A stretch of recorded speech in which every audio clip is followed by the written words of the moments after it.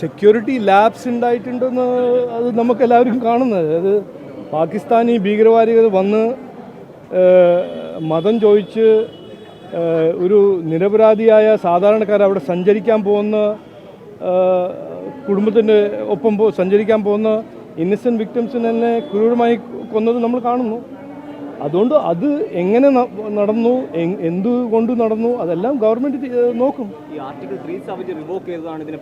അല്ല, ഇതെല്ലാം കേൾക്കുമ്പോൾ MA ബേബി CPMൻ്റെ കമൻറ്റും പിന്നെ സതീശൻജീൻ്റെ കമൻറ്റും പിന്നെ കോൺഗ്രസിൻ്റെ റോബർട്ട് വാഡ്ര ഇത് പറയുമ്പോൾ ഈ പാകിസ്ഥാനി ഭീകരവാദി ഇവിടെ വന്ന് ക്രൂരമായിട്ട് ഇന്ത്യൻ സിറ്റിസൻസിനെ കൊല്ലുമ്പോൾ അവർ എന്തിനാണ് ഇതിന് ചാടിത്തുള്ളി ന്യായീകരിക്കുന്നത്?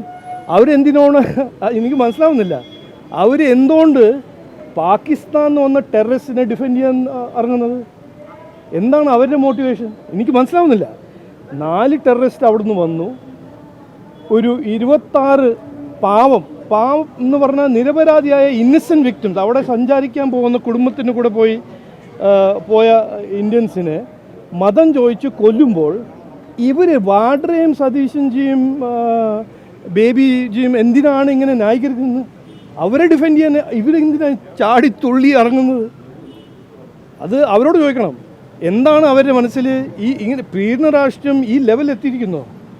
ഏറ്റവും പുതിയ വാർത്തകളും വിശേഷങ്ങളും വിരൽ തുമ്പിലറിയാൻ സീ മലയാളം ന്യൂസ് എല്ലാ ഡിജിറ്റൽ പ്ലാറ്റ്ഫോമുകളിലും ലഭ്യം.